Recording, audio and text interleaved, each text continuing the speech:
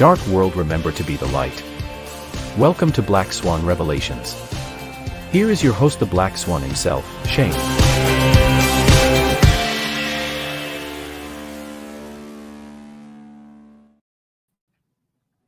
All right, welcome to the show. We have a fantastic panel lined up for you guys today. We scoped the whole planet. We went all over the place to find these guests. It's almost going to be impossible to find these guys on other channels, not because they're not that popular, but because they're so hard to get. Like, you got to book these guys eons in advance. I'm just telling you, very difficult to get these guys on the channel. So without further ado, here's the rules of the game. So hopefully, if you guys can hear me in the background, give me a little thumbs up. Okay, I think, can you hear me guys back there? Everybody, one person's not putting his thumbs up. Maybe he can't hear me. Oh yeah, there. Okay, they can hear me back there. Okay, the rules of the game is we are trying not to sway people into what we believe, but what we want to do is we want to pose an argument as to what's coming down the pipes, and you're going to hear people on this side, people on this side, on that side, talking about what they think is going to happen with this U.S. election. What could this mean to the U.S.? Because again, most of my panelists will be Americans. There's a Canadian and myself, so we're outnumbered, outgunned, outmanned in every way. So we're coming at it from an outside perspective, but I think it's important to show you, the audience, what Canadians think of U.S. politics and why we are interested in U.S. politics as well. So the idea is to keep the gloves down a little bit amongst each other. We're going to have fun. We're going to be respectful for each other, and we're only going to go an hour. So we don't want to be presenting an argument for 10 or 15 minutes, but because this is what I'm guilty of. I can do the whole show by myself, and I don't want to do that. I want to make this interactive, and we're going to be also focusing on the audience as well. So if a question comes up, this is a good time to start posing your questions related to the politics in the United States. And that's where we're going to go from there. And I'm the moderator, so I'm not going to mute anyone's mic. We might accidentally cut each other off, but that's okay. We're friends. So if you're not used to this in an audience where sometimes once in a while somebody gets excited and we cut somebody off, then you've never been to a coffee shop with 3 or 4 guys where they're just all talking at the same time. So without further ado, let's bring on our brothers. And I'm going to bring them on one at a time and introduce them. And they're going to say hi. Just a quick little 30 seconds about yourself. And then I'll go on to the next panelist. So welcome to the stage, Kevin. Shane. How you doing, brother? So I'm Kevin Hookman, and maybe some people have seen me on Uptime. I also have my own channel where I put a really good series called Iron Sharpens Iron on there. You can check it out in the playlist. Background is I've been a Christian believer in Christ for a long time. And yeah, I'm a watcher. So I watch things. I watch pretty much everything I can possibly watch. And then I kind of put it together in a biblical perspective to kind of see where we are, where things are heading. And I'm excited to be here and talking about the election. Awesome. Welcome, Brother Gary. Yes, sir. It's good to be with you. I hope I'm loud and clear. But just pump it up just a little bit. A little soft. Just a wee bit. A little soft. Okay. Just a little bit. Well, hello, attention, there you Kmart go. Shoppers. Okay. There we go. Well, awesome.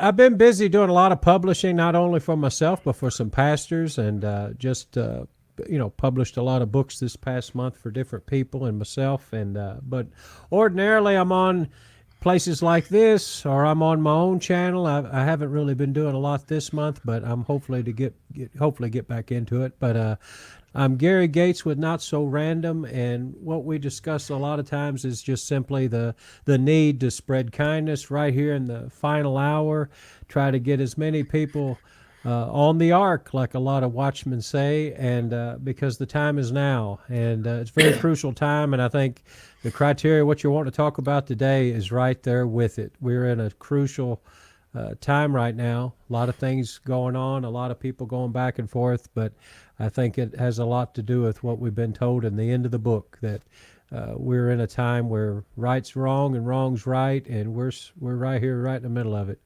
But in Jesus' name, we'll get through it. Awesome. Thank you for that. Welcome, Brother Derek. Hey, welcome, brother. Well, I don't know. You opened up saying that you had to like scour the earth looking for these guests. I don't know if you got me. It was more like scraping the bottom of the barrel. But here I am. The dregs of humanity. That's right. Here I am. Here I am, and it's good to see you brothers here with me as well.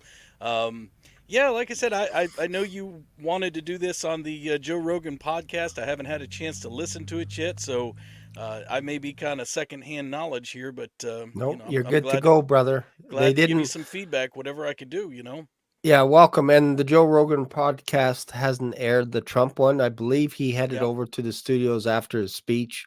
So I just watched his speech in Austin, and I believe he's on his way to the studio. So maybe today, but most likely tomorrow morning. So All right. Well, I'll give us something to welcome. talk about Sunday, right? Yeah, for sure. And I wanted to welcome my friend Patrick, who goes to my church as well. And we've known each other for a few years. So I thought I'd just bring a pal onto the channel. So say hello to everyone, Patrick. Hey, hello everyone. Good afternoon. Good afternoon, Shane. Thanks for having me on.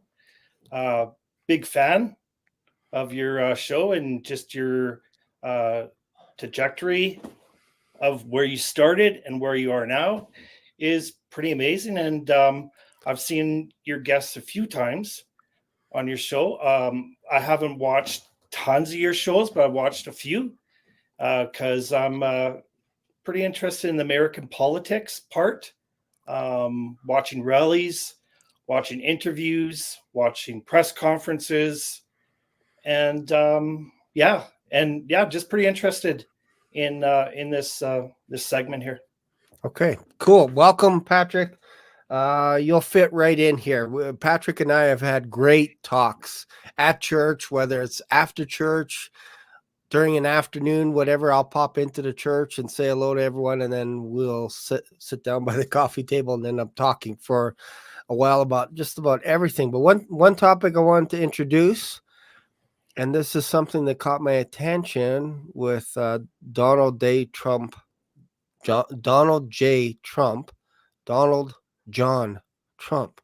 He said something today in his speech that was kind of interesting. I wanted to get your thoughts around it. He mentioned that in 1798, there was an act that was passed called the Alien and Seditions Act. And if you don't know anything about this, I'm not going to read the whole thing. Go look it up yourself. But this is interesting to me on several different levels. It makes sense to me, the idea behind it, but there's a couple of things that are like, ooh, this could go either way. So one is the Naturalization Act, which is basically citizens that are there from 5 to 14. It makes it difficult for immigration people to just come into the country unless they've been there for a while. Then they can become a citizen. The Alien Friends Act, which means the president is authorized to deport any non-citizen suspect of being dangerous to the peace and safety of the United States during peacetime. So I think that's, in this time frame, I think that's an important one. The Enemies Act allowed the president to arrest, imprison, or deport non-citizens from a hostile nation in times of war. This law was intended to address the threat of foreign espionage and sabotage. And again, that makes sense to me. The third one is a little bit, this to me can go both ways. The Sedition Act targeted American citizens by making it illegal to publish false, scandalous, and malicious writing against the government or its officials. Though not directly about aliens, this act was part of the same legislative package and is aimed at reducing criticism of the government, which puts me in a little bit of fear and trembling because I criticize the government quite a bit.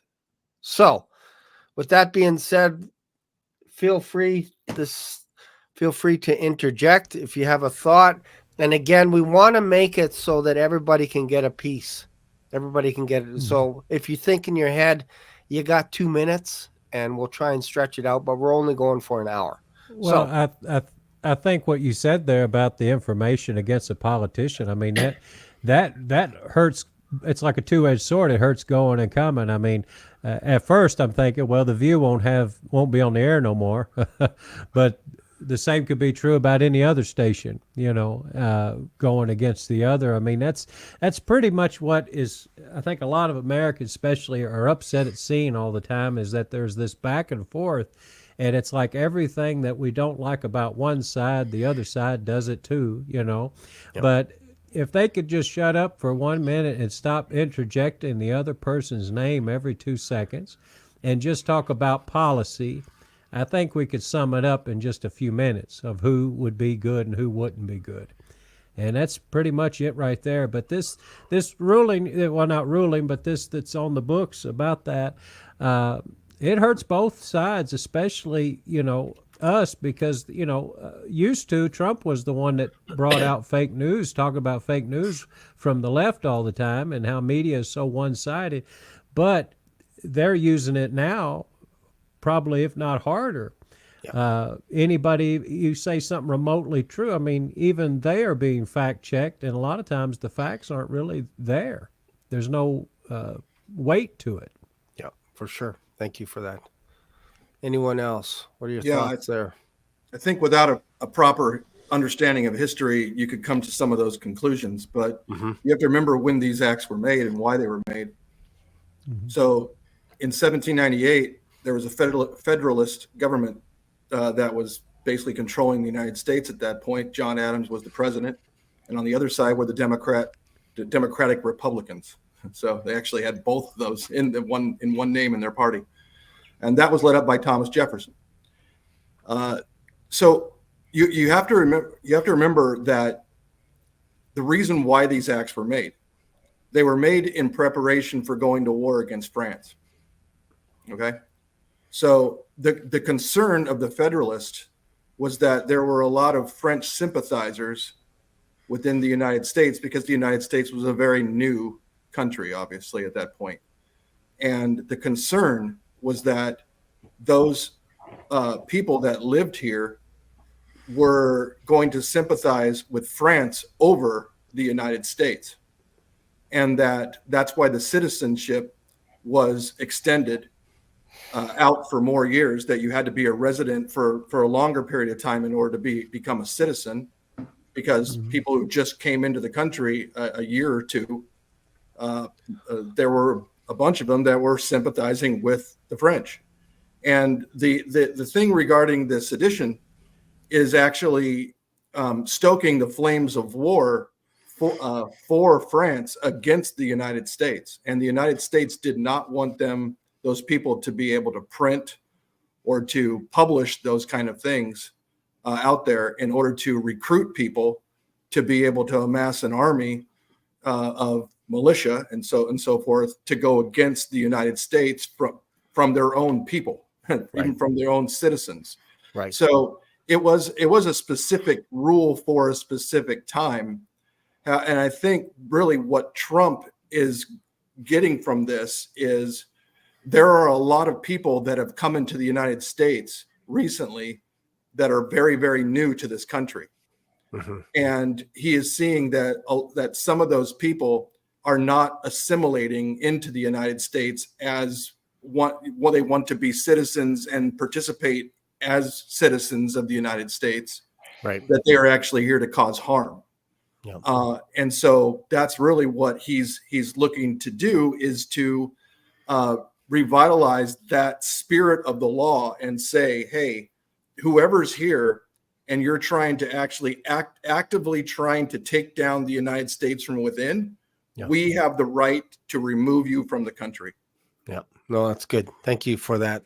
That's actually helpful. Go ahead, Derek, or Patrick, whoever sure. Wants to yes. Yeah, I think we have to remember that Trump is the law and order president. And by using that 1798, he's just kind of, I think he probably talked about this about maybe a week and a half ago at a rally. And he's just kind of preparing people in their brains that this act is out there and we're going to use it. It's I guess it's a law. An act is a law. And he can use it. I mean, remember what he did with the Monuments Act? Remember when they were ripping down all these monuments? Yeah. This was a 1700 also, right? And it was like, and he's like, if anybody rips down a monument, they're going to jail for 10 years. Yeah. And you know what happened? They had ropes around all these monuments. Yeah. He got out to the sticks right away. Yeah. Told everybody about that. Everybody in America knew about it, or the media anyway. And they just dropped their ropes and walked away. Yeah. I mean, so he is using these acts that I think they're appropriate. And I mean, we could talk about immigration a little bit more later if we want to, but I think it's good what he's doing. He's using the tools that are afforded to him. Yeah. Yeah. I'd like to mention one more thing too, Shane, and that is you guys, somebody mentioned about the View and that they would be, taken off or whatever. Well, that's not what this act could do, unless the people in the View were basically propagating information on amassing an army against the federal government and using those people who came into the country recently as fodder for that. So Trump is not talking about taking people off the air or anything like that for disagreeing with him or for having different views. But if they actually actively talk against and attempt to thwart the safety and the security of the United States, that is where this would be applied. So just want to make that clear as well. Sure. I definitely agree with that. The point I was saying is a lot of times, even a lot of rules that have been made, laws that have been passed, people want to pick and choose and then draw their own thoughts, today based on today's thinking. It's just like separation of church and state or anything like that. What they had in mind and the way they wanted things then and the way people interpret it now, people kind of pick and choose. And I'm just playing devil's advocate, like even what Brother Shane would say many times, is that they would probably twist it to that. I'm sure. To basically silence all of us in a sense, or anybody that claims to be MAGA. And that's what's damaging and detrimental to it all. Is that they already not. Yeah, and I'm glad you brought out the real reason for that, because there's not enough of that. People want to pick and choose, and that's what that'll end up being if they don't, help define it as it was. We'll be in a lot of hurt. Yeah. No, there are many people who have said that on both sides that said, I'm afraid for my life. Yeah. I'm afraid for my job if this happens. I mean, all the way from the left to Rachel Maddow to all the way on the right to Elon Musk, who said, I'm probably going to be killed if we don't win. I agree with everything that you guys are saying. And see, that's the whole issue. That's the problem. These laws, when applied and used correctly, are good and have a purpose. But, it's just kind of like the Patriot Act. Okay, after 9/11, we all thought that the Patriot Act was fantastic because we all were, in favor of, we've got to do something to stop the terrorists. The problem is when you change the definition of terrorist, and now all of a sudden you have homegrown terror and, people that, are peacefully protesting that are being rounded up because, they were somewhere that, was determined they shouldn't have been. And what concerns me more than this is what's happened just over the past couple of days. There was a DOD directive. Are you guys familiar with this? The Department of Defense directive that just went out like a couple of days ago. All right. So in 248 years of American history as a nation, it has never, hear me again, never been permitted for American troops to be used on American citizens, to live fire on American citizens. That has changed over the past week. The DOD directive now allows American troops to put down rebellion, by any means necessary. They can now actively use deadly force on American citizens. My question is, what are they getting ready for? You know, that's what really disturbs me in all this. What are they getting ready for? Why did they feel the need to change this DOD directive after 248 years? This has never been the case. We've always been able to handle civil unrest with the National Guard, with local police forces. Why all of a sudden? What is the change? So that's what kind of concerns me right now. So in regards to Civil War with that, the states had already seceded from the Union, right? But the Union did not accept that, right? Right. So they did use active military there in order to fire upon citizens of the United States during the Civil War, correct? Well, that was a little bit different though, because they had formed a Confederate army, so they were Sure. actually a separate force of rebellion. It was actually the states saying like, okay, you know, we're separating from the Union. They declared, you know, Civil War, and so this was actually, you know, one part of the country, you know, corporately organized under the Confederacy versus the original Union. So that was a little bit different because you actually had an army of the Confederates. That was an actual organized standing army of the Confederates. What this is talking about is more civil unrest. This is like, for instance, I'm just giving you a for instance, had this DOD directive been in place, you know, 3.5 years ago on January 6th, the U.S. military could have come in and just gunned down everybody at the Capitol, and it would have been totally legit because that's what the directive says they are able to do. Yeah, now they can. See, and that's the key. And you asked, well, what are they planning for? But we already know because Jamie Raskin, the ranking member of the House, who was the head of the second impeachment of Donald Trump, said that on January 6th, they are not going to certify Trump. They are going to tell the Trump mobs, sorry, your candidate is disqualified under the 14th Amendment and immediately go into Civil War conditions. Yep. And so that's the reason why I brought it up, is because during the Civil War, they said this is a seditious army of people coming against the United States. We can fire upon them. Now that the DOD has done this, all they need to do is say they're a seditious army. We're going to go ahead and do it. Right. Yeah, there's no such thing as Trump mobs. They're called Trump patriots, American patriots. Right. There's no such thing. Well, and by the way, Again, not my words, Raskin's words. Sorry, this DOD initiative that they brought out 4 or 5 days ago. I read about it and watched a little bit about it, but that's never going to happen. Like as much as you think that there's so much division and people just hate each other in America. I don't know. I'm not American. I don't live beside, but like I've been to America a few times. Like my dad lived down there and et cetera, et cetera. My wife's an American, et cetera, et cetera. But there's a lot of people love each other. They're the most caring, loving people in the world. I think the only problem is with our military over the past 4 years, there have been a lot of loyalty tests and a lot of purges. So a lot of good men are gone that, you know, wouldn't ordinarily turn on their brother American. And what's left are, you know, the people that will just take an order, you know, kind of like the Nazis did, you know, that, oh, we're just following orders. You know, a lot of people are going to fall back on that. And let me make something very abundantly clear to anybody that is listening. If it goes the other way, okay, if Trump does win this election, and I'm starting to really feel like he may win this election. If he wins this election and there's an uprising on the left to try to throw him out, and U.S. troops are called to fire on those Americans, that's wrong too. Americans should not be fighting other Americans. We should not fire on each other with our military. That's what the National Guard is for. That's what police forces are for.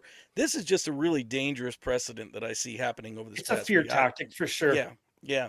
It is. I mean, and we need to stay united States. Otherwise, we're not going to be able to stand. A house divided just can't that's stand. Right. Absolutely. So, but the thing is about that is if in fact Raskin does what he say he's going to do and attempts to bring the military in under Civil War conditions and start firing at what he calls the Trump mobs, again, not my words, his. And by the way, someone asked if this live. Yes, this is live.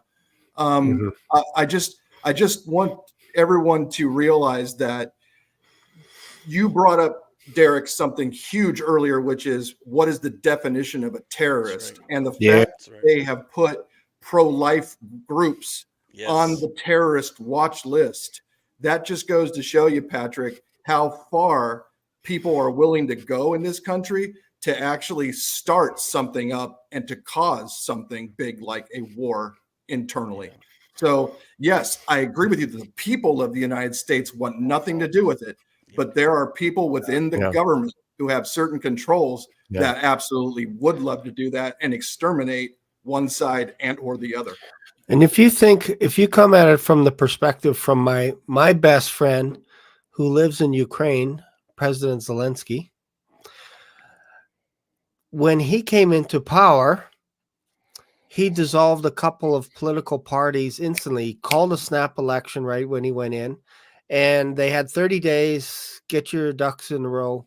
And then after that, he dissolved two of the main opposition parties, political parties that were leaning a little bit more towards Russia, dissolved them.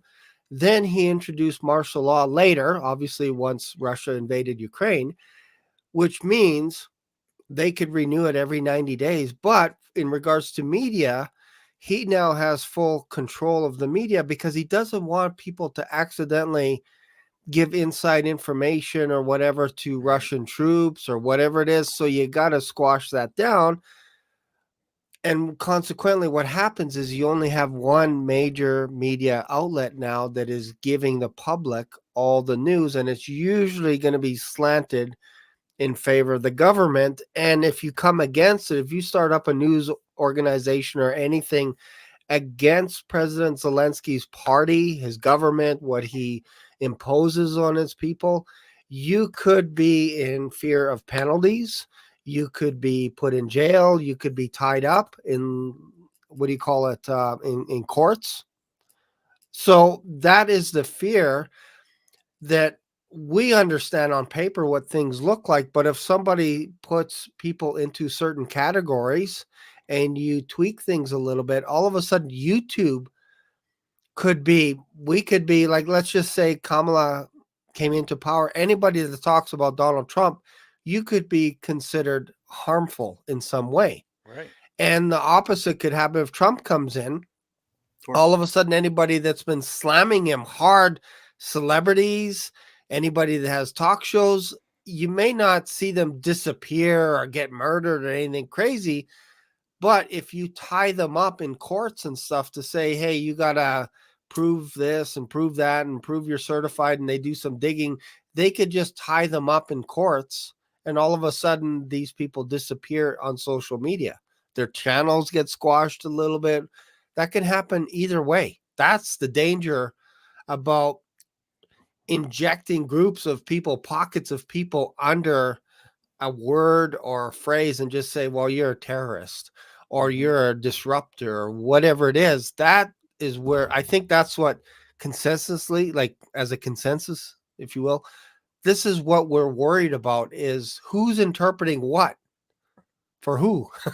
Yeah, it goes back to that votes matter, but who counts the votes matters more. So it's always about who's judging it, right? So the Biden administration tried to do try to set up something within the executive branch in order to be able to monitor hate speech.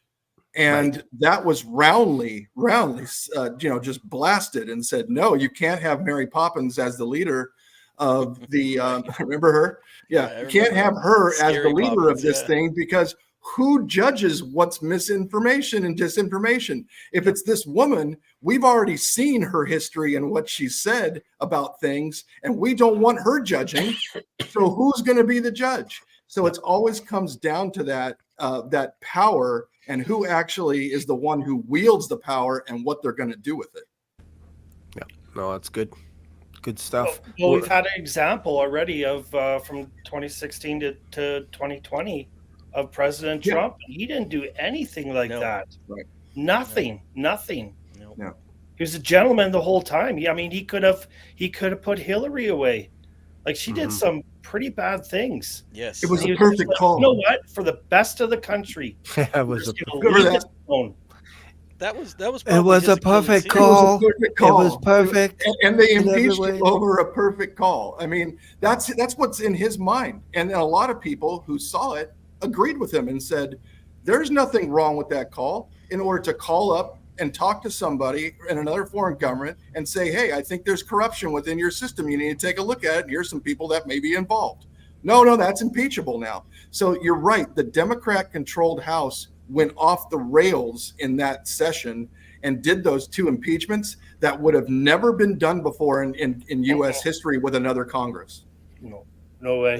That was probably Trump's one Achilles heel, I think. I think that was his one weakness, was he campaigned on lock her up, crooked Hillary, and there were certainly crimes there that were deserving of arrest and trial. And I think as Americans, I think most of us are sick of, the political class being able to get away with things that we wouldn't be able to get away with. We'd be arrested. We'd be tried for such things if we did them. So I think a lot of us are getting sick of that. And I think when Trump came in 2016, I think he was trying to play the gentleman. I think he was trying to play politics and just kind of, other side of the aisle, like, hey, I know I said lock her up, but I'm going to be the gentleman. Let's sleeping dogs lie. And honestly, that was probably his biggest boo-boo, because, he saw they were relentless against him.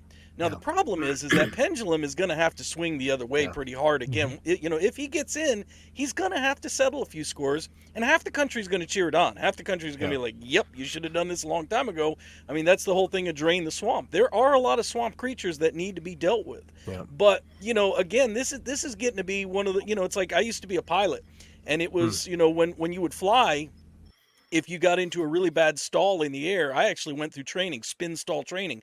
How do you get out of a death spiral spin if you get into it? If you stall your plane and that wing dips down and you go into a spin, you get into a death spiral where you just hardly can't get out of it unless you exactly know what you're doing.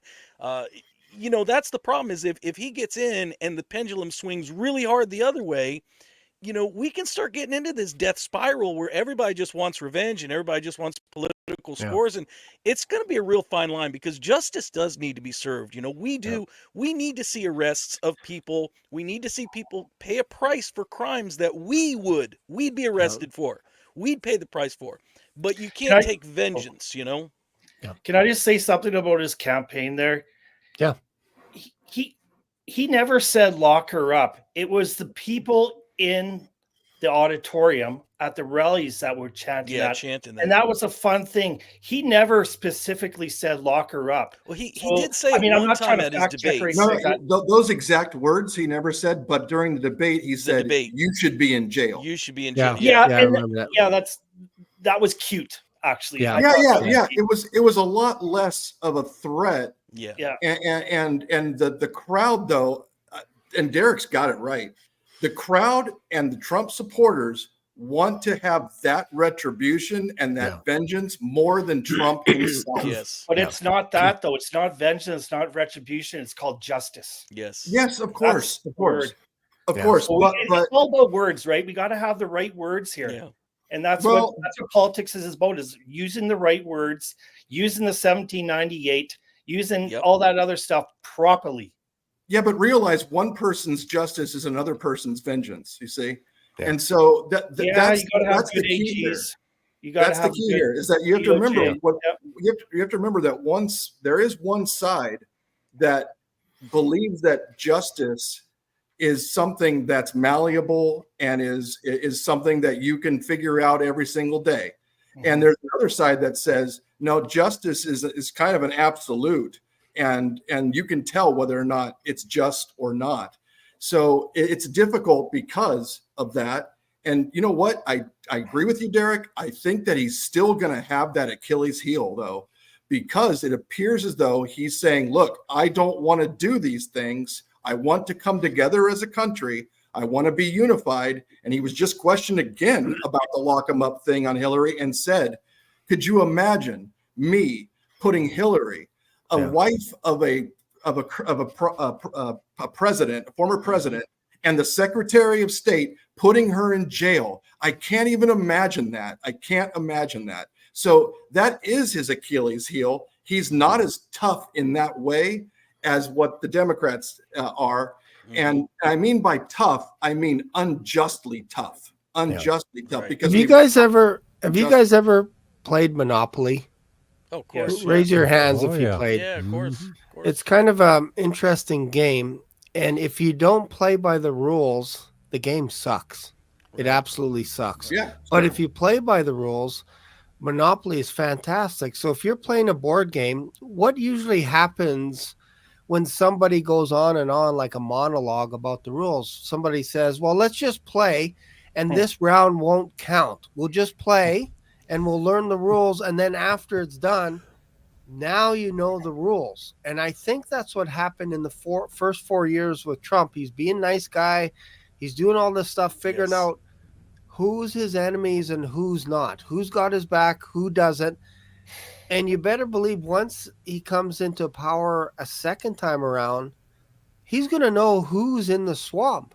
And I think his mission is going to be taking out these people. And we always jump to the conclusion, kill, kill, kill. But again, he doesn't have to do that. He just has to tie them up for 4 years. That's it. Yeah, no. He invited foxes into the house, the hen house. Okay. We saw that. And we're seeing some of the repercussions today with some of the quotes that these people are saying about him. Right.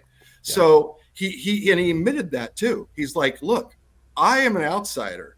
I trusted some people here to tell me who's good and who's bad. And I got bad advice. So I do agree that he's absolutely more aware and more capable of picking the right people. I still, though, think that he's on this unity thing, which is absolutely the right thing to do, but could cause problems because the other side is in right now wants nothing to do with unity. Absolutely nothing to do with it. Well, as far as Trump being just a little bit smarter, a little bit wiser, look, I make no bones about it. Anybody that's listened to me for some amount of time, you know that I am not a Trump fanatic. You know that I think that we could have had a better candidate. You know that he's not the perfect candidate. He has a lot of flaws. But I will say this. Mike Pence versus J.D. Vance. That should tell you everything you need to know. Yeah. He's learning his lessons. He's putting true conservatives, that's all I'll say. Compare the two. If you want a reason to vote for him and give him a second chance, to me, that's a good reason because, he picks somebody who really understands, what time it is. Yeah. And I think the last time, when we were looking at the big stage before Trump was elected, you see a lot of nice people, a lot of good people on that platform. And individually, Huckabee. Ted Cruz. There's just different ones that were good. Yes. And then you had Ben Carson, a very, very good man. And very good just would not make it on that stage. You had to have a guy that was a yard dog that would bark and scratch his way through and, and make the jokes and turn a little Hollywood, into the debate stage. And we were hearing a president for the first time, a person running anyway, that was saying stuff that we've only seen in the movies, and probably more so. It's like, man, I wish that guy in the movie was running because, man, he's a smart mouth, and we need a smart mouth, And so we got him, and then, when it was going to where we were going to go for 4 more years and it didn't go that route, I remember Mike Lindell, and he's been very clear about it. He was talking to Trump about, martial law and how he could stick around. And then I think a lot of time, if it doesn't go right this time, they're gonna do some stuff out of that playbook and use all the tricks that they were trying to get Trump to do, locking people up and all this. It's like that's all they've been doing is trying to lock him up. Right, and they'll pull the trigger. Yeah. And they'll pull the trigger this time. And I think that's why a lot of people, what you just mentioned, compare Trump to Reagan. Because Reagan was really the last president the United States had that actually was like that. He spoke in a different way. He communicated to the people, and he had just a huge amount of strength behind his words. I mean, the guy was the one who told him to tear down the wall. I mean, that's how strong he was. When in the 60s, when he was governor of California, they asked him, "What are you going to do about the Berkeley process?" And he's like, I'm not going to do anything. I'm not going to negotiate with them. These people are ruining this place. I mean, so he stood up and he was very strong. I think that's the reason why a lot of people give the comparison between those two. Yeah. Great show, by the way, Reagan. If you haven't seen it, it's kind of Yes. interesting. I watched I it. haven't seen it yet, but I've been we- told I we gotta want to see it. see it. We want to see it. Yeah. Fantastic. Yeah, it was really, really Well, good. he was an amazing guy. I actually saw him only one time in my life in person, and that was when I was 15 How years old are you? Wow. How old am I? I'm 55. So I was at when I was 15.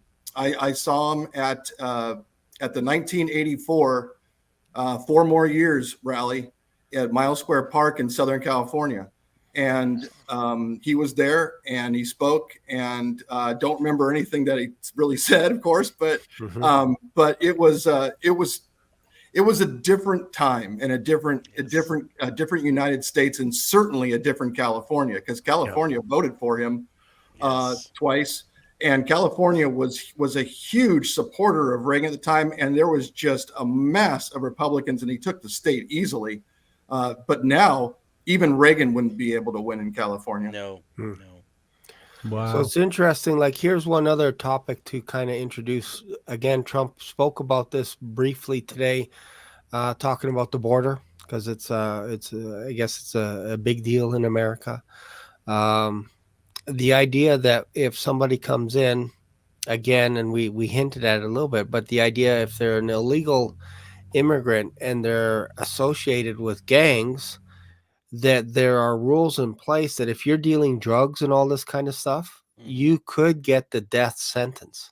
If you're accused as being a drug dealer in one of these gangs, you could. So I think the idea behind it is it's a little bit of a deterrent. When you look at the book of Leviticus, for example, there were cities that would harbor people that were accidentally killed someone. They were called safe cities. Now we call them sanctuary cities in the United States.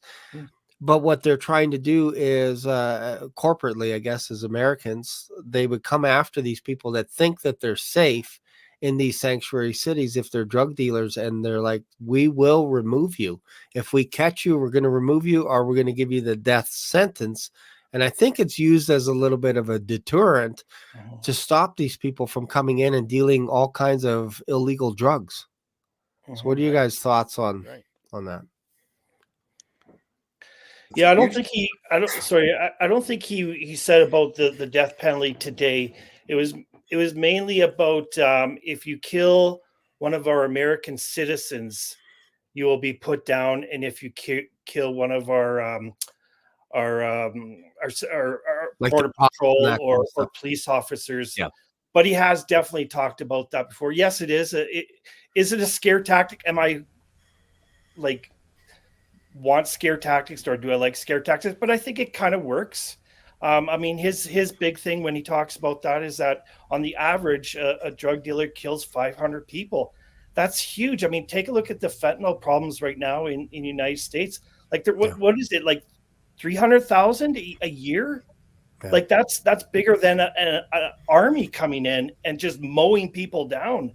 Yeah. Like, I understand, like, maybe people need to get off drugs, but some of these people are just popping a pill just to stay awake so they can write their exam the next day, or to, you know, things like that, like innocent, like little children playing on the carpet and there's a little sprinkle of fentanyl and they die and things like that. So, I mean, there's probably a little bit of a drug problem too, and that needs to be fixed, and that could be mental health issues and all that kind of stuff. But yeah, definitely, you know, the death penalty, it's very harsh, and he's always said, you know, maybe we're not ready for this, but it's kind of like, you know, like throwing out the 1798, you know, the monuments clause, things like that, I think are good, because it puts it in their brain, be like, oh, hey, maybe I shouldn't go there and sell drugs. Maybe I should get a deterrent. Job. You've got to have a deterrent, right? Yeah, something. He's actually pulling a page out of Ron DeSantis's playbook, because this was something Ron DeSantis said when he was running. He said, "Look, this is an invasion. We will put troops on the border, and if you're going to invade our country, we are going to shoot you." It's a deterrent, and you know, when you think in terms of, and this is very difficult, because, you know, we're all humans. We all should have a heart. We should have a heart of flesh beating in us, not a heart of stone. And, you know, there are people coming looking for a better life. There are people that, you know, there are good people. I know people in this country right now that are, you know, they're here undocumented, and they're great people. They're paying their taxes. They're working hard. So, there are good people. They're not all criminals. But, however, having said that, as Trump has said a million times, you're either a nation or you're not. You got borders or you don't. And if you don't have borders, then you're not a nation. Then we might as well just all be the North American continent. And hey, welcome to the club. Which, by the way, I'm going to interject this before I make my point, because I am the long-winded preacher. I love a lot of those people from South America. Like I said, I know a lot of them. A lot of them are good people. But, a lot of them are coming up here and they're voting illegally. And if that's going to happen, I say we let you Canadians come down here, because I like your politics a whole lot better. So we'll take your votes. Maybe that'll balance it out. But what I want you to think about is this. If we're a nation and if we have borders, okay, think of it like your house. This is our house. This is our big house, our big collective house of America. If you were sleeping in your house one night and somebody just broke through the door, would you not shoot them? Would you not have the right to shoot them? Because they're invading your house. They didn't knock on the door nice and say, hey, can I come in and sit and watch TV with you? No, they just walked through your door, right? I mean, so we have to think of it in those terms. I know we're all human. I know we all have a heart, but there has to be some sort of deterrent. Otherwise, we don't have a nation and we don't have laws, right? So I don't know if this is true or not. But again, I'm going back just because this is fresh. President Trump had mentioned that either yesterday or today. It was yesterday in a rally in Arizona. That it was announced that illegal aliens could vote. Am I getting this right? That you don't need identification, or in some states you do not need to show identification. Correct. Is that a problem on any, that spells problems for me, but is that not a concern for you Americans? You just do different things than we do in Canada. No, we need ID.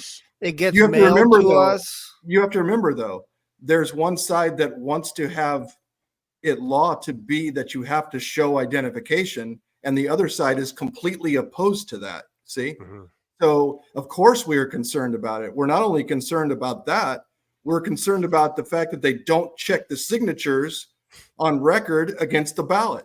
And if they do check it, they check it in a way that actually the signature doesn't even have to look like it, and it passes. So yes, of course, we're absolutely concerned about all those things. And Trump did mention about the death penalty yesterday in the rally, but you have to remember, he also wrote the book, The Art of the Deal. You always start big. You start at the top and you work your way down. And you're right, Patrick, he has said that he doesn't believe that the United States public as a whole, there it is, there's a book, and as a whole is ready for a death penalty like that. But it does appear, though, that the American public, the majority, at least 62% last time I saw, is ready for mass deportations. So the country now putting soldiers on the front lines of the border and shooting people on sight, I don't think the American public as a whole is ready for that. And that's one of the reasons why, of course, he never did that, even when there were immigrants that were coming during his term. So there's certain things, but Derek's right. This country can't stand if you don't have a border. It no longer becomes a country. And it's not just the country of North America, it's the country of the world. Because someone mentioned in chat, isn't fentanyl from China? The answer is fentanyl is coming from China, but it's not being shipped over from China and landing in the port of Long Beach or the port of Los Angeles. It's coming through the southern border. That's a good point. And here's one thing. I'm going to be the devil's advocate on the other side with the idea of you have people that are coming in that are wanting to come in because they want a better life. They want a better life. They're moving in. And I think you can pose an argument that, hey, if you're voting without ID or whatever it is because you want to be able to have a good job and all this kind of stuff, I understand all that kind of stuff, but it gets really complicated fast when, like, for example, my dad used to joke with me about this. Whenever we would drive by a graveyard, he would be like, how many people in that graveyard are dead? And I'm like, 47. He's like, all of them. I'm like, oh, you got me, Dad. You get me every time, though. Every time. I'd never learned from that. But when you think about it with regards to ballots in 2000, when was it, 20? When all these dead people were voting? Mhm. Is this something that could happen again? Is this just a made up thing that Of that course. dead it can people happen were again. voting? I mean, No. we were concerned about this in 2020 as well, and Right. and all I remember from 2020 was being told, well, yeah, there's always some inconsistencies, but it wouldn't be enough to change the election. That was the standard line to placate us and quiet us down. You know, yes, we're aware there's always some irregularities, but it wouldn't change a thing. That's what we were told. Right. But we've been concerned about this for quite a while. I mean, it's because what it does is it disenfranchises me as a legal American, as a citizen. You know, if an illegal can vote, then it disenfranchises me. It disfranchises my vote. Um, It dilutes your vote is what it does. and I mean, And all the people that are here right now, I know, there's talk about a mass deportation and everything. Listen, in reality, we know that's not going to happen. We know we probably don't even have the manpower to make it happen. But what I would be in favor of personally is, anybody that's over here that's, you know, just working a job, they're paying their taxes, they just want a better life. I personally know a couple of different families that, I'd be willing to sponsor. I'd be willing to vouch and say, nope, they're not criminals. They're over here paying their taxes. I think that's what needs to happen in the future. I think that anybody that's over here should have at least a couple of, legitimate American connections that could vouch and say, yeah, they should Yeah. stay here because they add something to our culture. But the ones that you don't have anybody to vouch for you, the ones that are just over here trying to, do drugs or hurt people or what, get them out of here. yeah, so let me try to bottom line this for you, Shane. Sure. Derek's absolutely right. The ones who were let in via a magic wand that you're legal, right? Because that's really what happened, is Yep. that there is a pathway to citizenship and residency in the United States. It exists. But what the current administration did is it basically opened it up to, well, you can just walk right in Yep. without a port of entry and not go through the process and still get the same benefits or even more so than if you did Yeah. go through the process. So they waved a wand and they made an app and they gave temporary legal status. See, so that is not actually lawful, but it is legal because they made it legal. They said this is legal, but that doesn't make it a lawful rule Right. or a lawful law. So Right. that's number one. Number two is that those people who came in through that took advantage of that system in order to get here. You can't blame them for doing that. You have to blame the people in loophole. charge who allowed that to occur.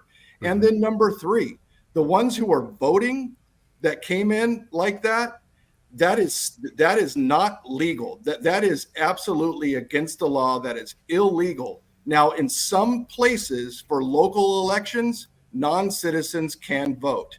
But for a federal election, they absolutely cannot, and that is illegal.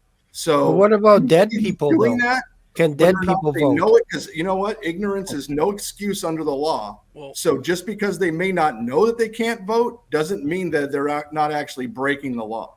Right. I've got So, Shane, 9 chickens and 2 roosters. Why can't they vote? I know. I mean, right? This is what I'm saying. Like, where are we going to draw the line? So, where Shane, are we what- going to draw the line? Sorry. So, Shane, what needs to really happen, and probably costs a lot of money to do, is every state needs to clean up their voter rolls. Every county needs to clean up their voter rolls because, like, to your point, dead people, like, I mean, there's people back, like, I think there was an example of a boxer from like the 1900s was still voting or something like that. But the dead people, I don't think is tons, but still, regardless, I mean, some of these battleground states might come down to a handful of votes. Hopefully not. I mean, hopefully we have a big red wave, but clean up those voter rolls, and I think you should be good. And don't allow people that are in the country illegally shouldn't be allowed to vote for sure. I mean, I think they're disputing this in Virginia. I think it just came out a couple days ago that they're fighting. Like a judge said, no, they're allowed to vote.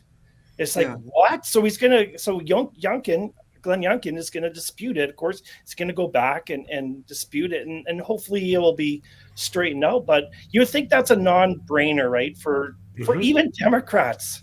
No, be like- no, not even, no, not anymore.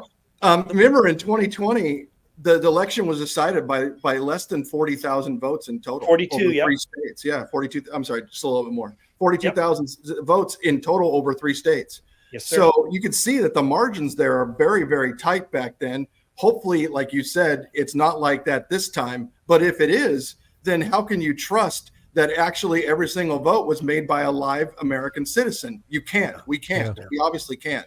The other thing, too, like you mentioned about Virginia, something very similar is going on in Georgia, where Georgia's trying to get people off the rolls and the DOJ is suing to keep them on. Why would they want to keep them on?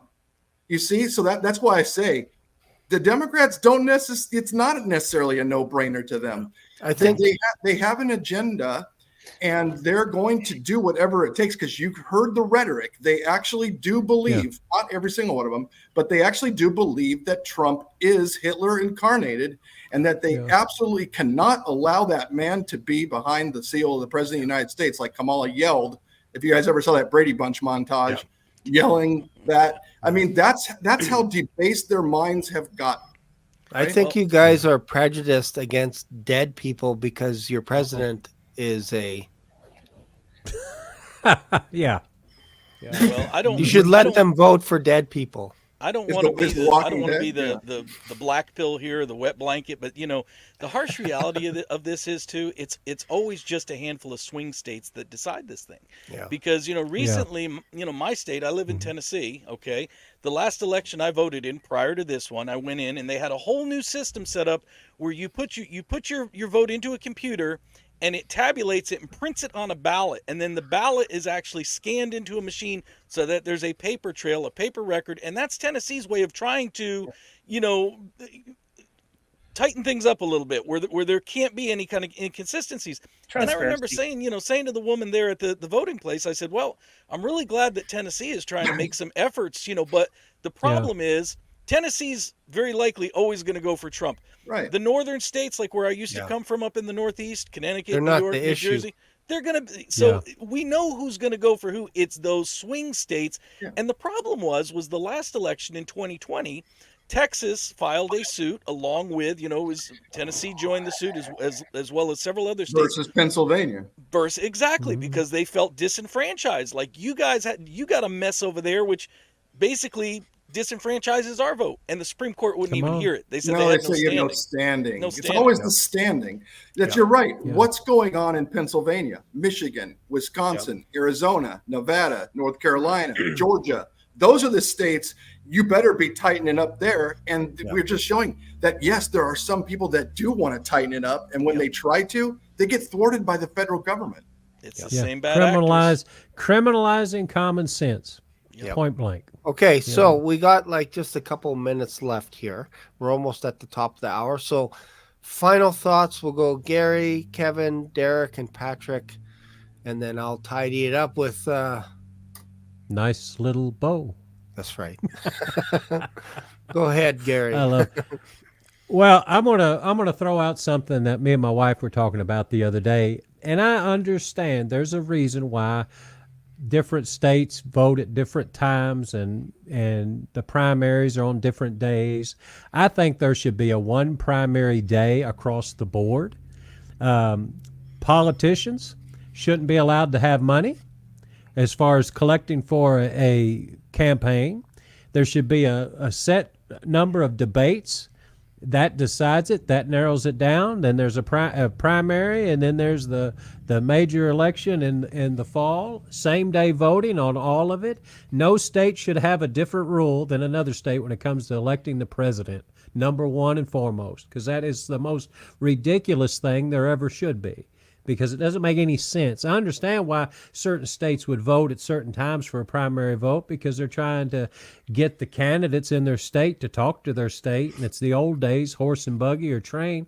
There was reasons why they did all of that, and I'm sure a lot of other legal stuff too, but we're living in the year of 2024. We shouldn't be running this like a third world country, and that's what a lot of these politicians that have come out and said. We're running our elections like a third world country, and one state shouldn't be able to dictate to another. I mean, it should just be a national law on how elections are handled. And if you want to have something special for your state as far as the way you elect your governor, go right ahead. I personally think there should be an electoral college in the state of Kentucky because Louisville voted in Bashir.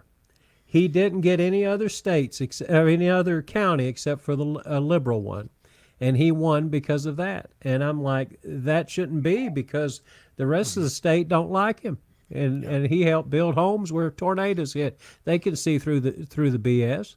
And there's just a lot of things that need to be straightened up as far as our elections. Because if it doesn't get straightened up, it's just going to continue to get worse. There's no ramifications for anything. You know, you can go in and cheat and steal and do all this, and, well, you don't have any standing. Well, criminalizing people with common sense. That's what it is. It's what it'll always be.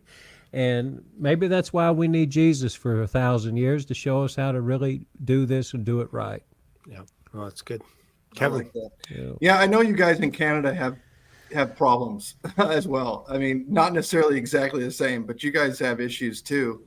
Yeah. And I think that you probably can empathize with us on this and channel what Gary just said and what Derek and I've been talking about, which is it's very frustrating for us to see these things occurring and see that there are better ways to do these things, but they are not doing them. They're just not. And all those things that Gary talked about would require a United States. And unfortunately, we really don't have that at this point. And it's very sad to see it. And it's frustrating because people like us who are not in control of those things can see how it can be better and actually even provide concrete evidence and proof why it needs to be better, and even provide the direction in order to make it happen to be better.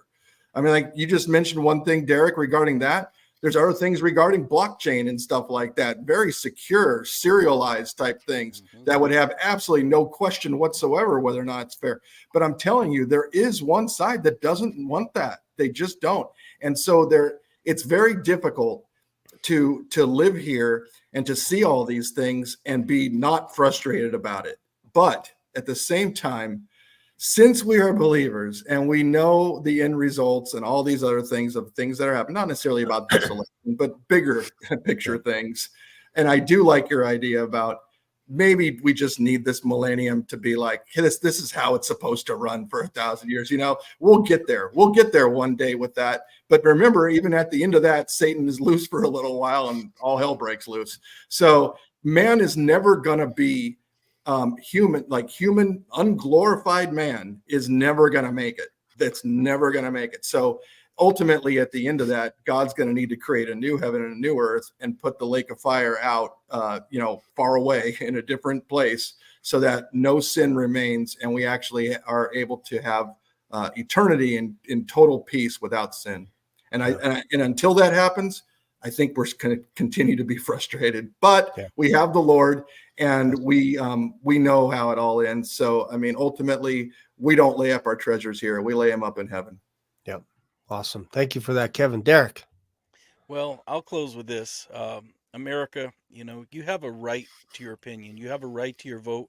This is what this country was built on free speech, on the greatness of each one of us being able to express our own opinion. We're free to do that, and this is a tough election. I've wrestled with it myself because, I don't see either candidate as the perfect candidate, but there's certainly one that's better than the other. Certainly one option that's better than the other. And, that was my pick. I was actually called today on my channel a false prophet and a traitor because I wasn't more enthusiastic about my pick. But, Right. You have a right, I have in the past when I've had tough times, there was one election that I actually just wrote in Jesus Christ because I just couldn't take to either candidate. You have a right to your opinion. You have a right to vote for who you want. And if I knew for certain that the rapture were coming before this election or before, the next, I would have wrote in Jesus Christ again. I'd say, come on, Lord, come, Jesus, come. But I don't know that. No man knows the day or the hour. We still have to live here until the rapture comes. So all I'm telling you is you make up your own mind who you want to vote for. The way that I see it, the way that I saw it, because this is the way I voted. If you remember a cassette player or a VCR, if you're old enough to remember, there was a play button, there was a rewind button, there was a pause button, and a fast forward button. Trump is kind of campaigning on rewind, make America great again, okay? I don't see that happening without a great revival. That has to come first. But Kamala is the fast forward button. She'll take us right into hell. At best, I think Trump is a pause button. So, that's my reasoning is let's hit the pause button. It at least gives us 4 years of time as Christians to try to win this culture back. Maybe we can rewind that button and make America great again with a revival. So you do what you want with your vote, but that's kind of my thinking. Yeah. Thank you for that. Patrick. Awesome. Great commentary, guys. Thanks, Shane, for inviting me on this space here. It's nice meeting all you guys, and God bless you. God bless you all. And I hope everything goes really well for the election, and it'll go smoothly. And, the transfer of power goes smoothly, whoever. And I think that'll happen. I do. I'm not super worried about, calling out the military and shooting on. I can't see that happening. I think Americans love each other. I mean, the reason why there's so much division is it's coming from the very top, the leadership, and then the news takes that, and then they just draw up such crap. It's unbelievable. So, yeah. So personally, I think Trump is going to win. I mean, you can see the momentum. You can see it in his rallies. You can see it in commentary. You can see it on YouTube with people talk. Even with us talking, I think we kind of have a good feeling that these swing states will turn red. You might drop one. You might drop Nevada just because it's a little bit different there. I mean, it's only 6 electoral votes, but you still want those 6, right? That's what I think. I think, and I'm not going to say there's going to be a red wave, but I'm hoping for a red wave. I don't want to be like too much of a red wave, but no, I'm really enjoying it. And too bad Rogan and Trump weren't going to be speaking today. And I guess maybe, like you said, it might be tomorrow or whatever. But that's what I heard is that somebody from the Trump campaign said it's most likely going to be released tomorrow. So yeah, and if you invite me back on, I'll just send me an email. And for sure, you fit right in here. And I learned a lot from you guys. And awesome. Especially you, Kevin, you got a little bit of a good hold on the old stuff, like with the Spanish and the French and the French, and Americans, and then we learned that in Civil War stuff, So because I know a little bit, but I would like to do the deep dive one day, but thanks for that. I like that kind of stuff. I like knowledgeable people. And God bless you guys. Thanks for having me on, Shane. Yeah, awesome. Stick around in the back, guys. I'm just going to cue up the music here, but thank you, everyone, for being on the show. I'm voting for Barron. Too soon. Trump. He's tall enough. I mean, he's tall enough. Yeah, I think he's only 18. Yeah, can I just plug something? By the way, I think he's going to vote for the first time. I'm going to plug something. Yep. 2 weeks from this last Tuesday is going to be the election, right? And we are going to have a live election broadcast on my channel. Bob Barber is going to be there. I'm going to be there. Yes, we did that 4 years ago, and it was a very interesting experience. And we'll see what happens this time. But I just want to let you know that we will be doing it against this election time. Yeah, and thank you for reminding me that check out Not So Random with Gary Gates. Go check out his channel, subscribe to his channel. Same thing with Derek and Patrick. We got to get you a YouTube channel, man. We got to build you a channel and get you up because you fit right in with us. So thank you for that. And then Kevin Hookman is your name. Hookman, sorry. Kevin Hookman. That's the name of your channel, right? Kevin Hookman, correct. Awesome. It's just my name. Perfect. Awesome. Thanks, guys. Just stick around in the back and I'm just going to cue the music. See you, everyone. Bye for now. Black Swan Revelations here on YouTube brought you today's mind-bending journey. Dive into the discussion, your comments, questions, prayer requests, and powerful testimonies of Jesus' love are what fuel this community. Did today's episode hit home? Smash that like button. New here? Subscribe and ring the notification bell so you never miss a live stream or a video upload. Thanks for being part of today's adventure. Catch you in the next video, or maybe even in the clouds. Stay curious, stay blessed.